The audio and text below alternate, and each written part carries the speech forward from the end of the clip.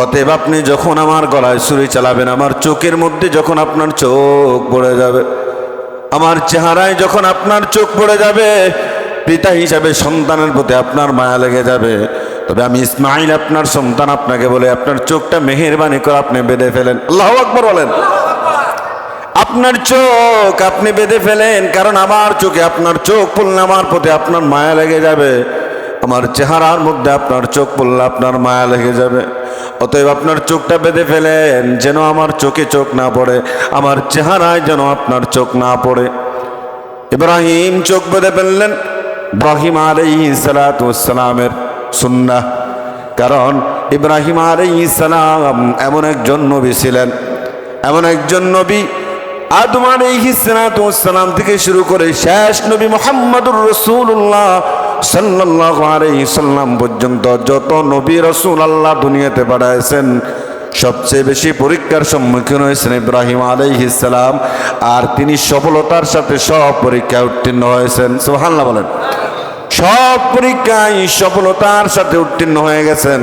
সন্তান নাই, 80 বছর পার হয়ে গেল। কত বছর? 80 বছর পার হয়ে গেল। 86 বছর বয়সে আল্লাহ রাব্বুল আলামিন সন্তান দিলেন, কিন্তু তিনি নিরাশ হন নাই। সব সময় আল্লাহর কাছে বলেছেন, রব্বি হাবলি মিনাস সালিহিন, আল্লাহ তুমি আমাকে একজন নেককার সন্তান দান করো। এজন্য আমার মাইকের আওয়াজ যেই সমস্ত মা বোনদের কানের মধ্যে যায়, শুনেন গো মা, যাদের সন্তান নাই, কত কবিরাজ কত ডাক্তার বাদ দেন নাই, এই বাংলাদেশের কবিরাজ ডাক্তার বাদ দেন নাই, এখনো সন্তান হতে পার, সন্তান হয় নাই, দোয়া করেন আল্লাহর কাছে, রব্বি হাবলি মিনাস সালিহিন, আল্লাহ আমাকে একজন নেককার সন্তান দান করেন। ইব্রাহিম আলাইহিস সালাতু ওয়াস সালাম এই দোয়ার বরকতে 86 বছর পরে গিয়া সন্তানের পিতা হয়েছেন। ঠিক কি না? এই জন্য দোয়া করেন।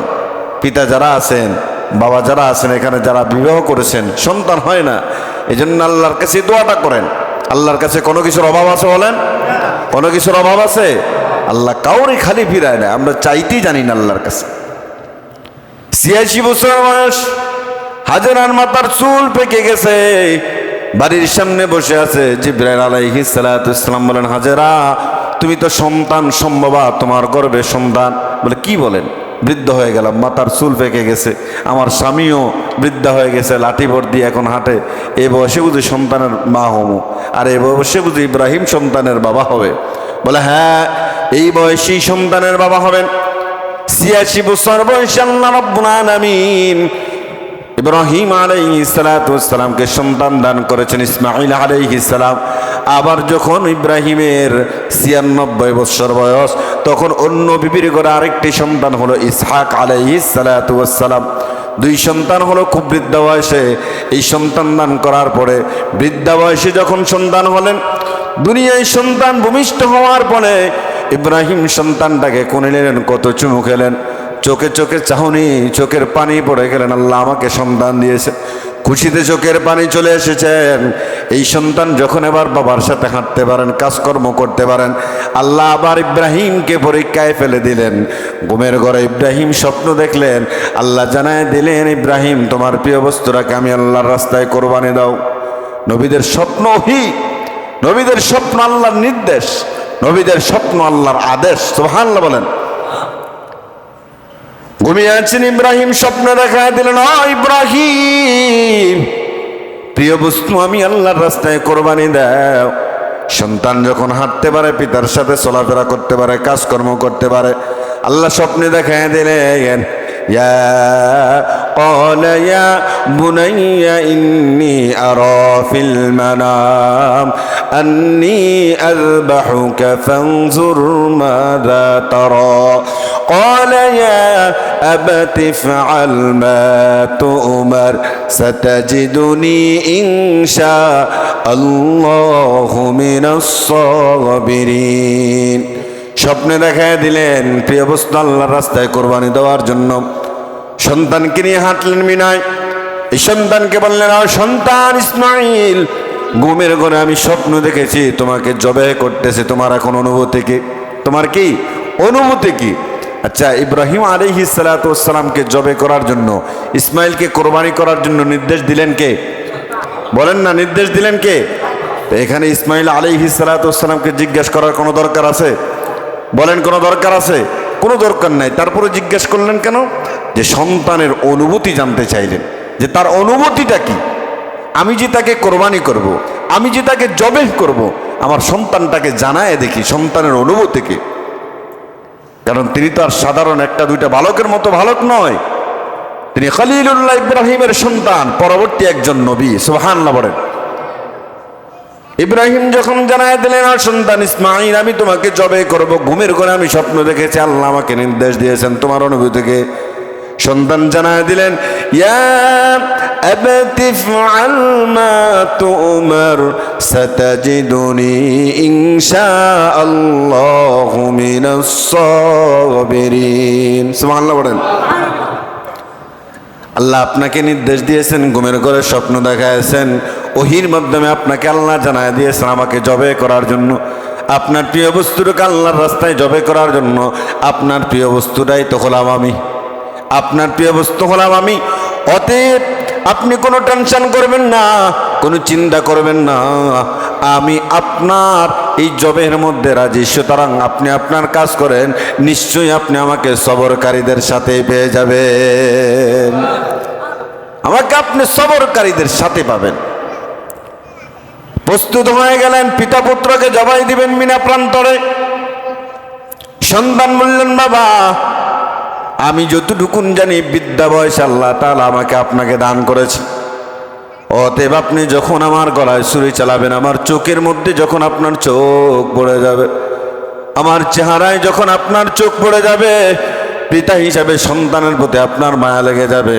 তবে আমি ইসমাঈল আপনার সন্তান, আপনাকে বলে আপনার চোখটা মেহেরবানি করে আপনি বেঁধে ফেলেন। আল্লাহু আকবার বলেন।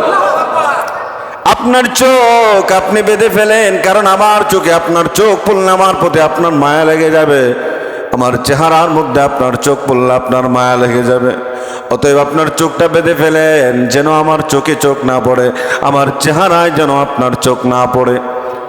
ইব্রাহিম চোখ বেঁধে ফেললেন, ধারালো ছুরি সন্তানকে জবাই দিবেন মিনা প্রান্তরে। ধারালো ছুরি দিয়া যখন গলায় পুষ দেবেন, এমন সময় আল্লাহ বলেন, ফালাম্মা আসলামা ওয়া তাল্লাহু লিল জাবিন ওয়া নাদাইনাহু আইয়া ইব্রাহিম ক্বাদ সাদ্দাকাতার রুয়া ইন্না কাযালিকা নাজিজিল মুহসিনিন। সুবহানাল্লাহ বলেন। আল্লাহ বলেন, ফালাম্মা আসলামা, যখন তারা উভয় আত্মসমর্পণ করলো, উভয় যখন আল্লাহর রাস্তায় কোরবানি হয়ে যাওয়ার জন্য রাজি হয়ে গেল। এতক্ষণ নির্দেশ ছিল একজনের, ইব্রাহিম আলাইহিস সালাতু ওয়াস সালামকে নির্দেশ দিলেন আল্লাহ। আল্লাহ ইব্রাহিমকে নির্দেশ দিলেন, ইব্রাহিম ইসমাঈলকে আমার রাস্তায় কোরবানি দাও। এখন দুজনে আল্লাহর আদেশে রাজি হয়ে গেল, সন্তানও রাজি আর পিতা জবে করার জন্য রাজি। সুবহানাল্লাহ বলেন। ফালাম্মা আসলামা, দুজনে যখন আত্মসমর্পণ করলো, ওয়াতাল্লাহু লিল জাবিন, পিতা যখন সন্তানের গলায় ছুরি দিবে, তখন আল্লাহ বলেন, নাদাইনাহু ইয়া ইব্রাহিম, আমি ইব্রাহিমকে একটা ডাক দিয়া বললেন, ও ইব্রাহিম কদ সাদ্দাকাতার রুইয়া, তুমি তোমার স্বপ্নকে সত্য পরিণত করেছো। ইন্না কাযালিকা নাজিজিল মুহসিনিন, এভাবে আমি আল্লাহ রাব্বুল আলামিন সৎ কর্মশীলদের পরীক্ষা করে থাকি। সুবহানাল্লাহ। তুমি তোমার পরীক্ষায় উত্তীর্ণ হয়ে গেছো সফলতার সাথে।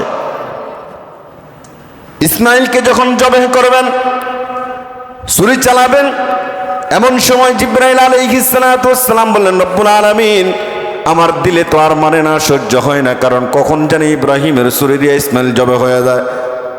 আল্লাহ বলেন, জিবরাইল রে, টেনশন তো তোমার না, টেনশন হলো আমার, কারণ আমি আল্লাহ নির্দেশ দিয়েছি, এখন তো টেনশন আবার চিন্তা করার কারণ নাই। এটা ইব্রাহিমের একটা পরীক্ষা। যখন দেখলেন আল্লাহর হুকুম পালন করার জন্য ছুরি চালাবেন, আল্লাহ বলেন, জিবরাইল আর দেরি করবি না, জান্নাত থেকে একটা দুম্বা নিয়ে যাও, ইসমাঈল যেখানে শায়িত, ইসমাঈলকে তুলে ইসমাঈলের জায়গায় দুম্বাটাকে শোয়ায় দাও। আল্লাহু আকবার। ইব্রাহিম পাশে দাঁড়ানো, ইসমাইল পাশে দাঁড়ানো, ইব্রাহিমের সুরের নিচে দুম্বারা শুয়ে গেলেন।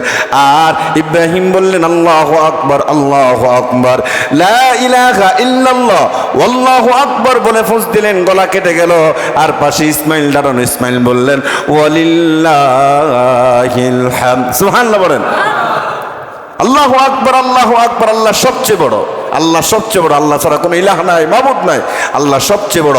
আর ইসমাইল বললেন ওয়ালিল্লাহিল হামদ, সমস্ত প্রশংসা কার? আল্লাহ। সমস্ত প্রশংসা কার? আল্লাহ। এই সেই কোরবানির ইতিহাস।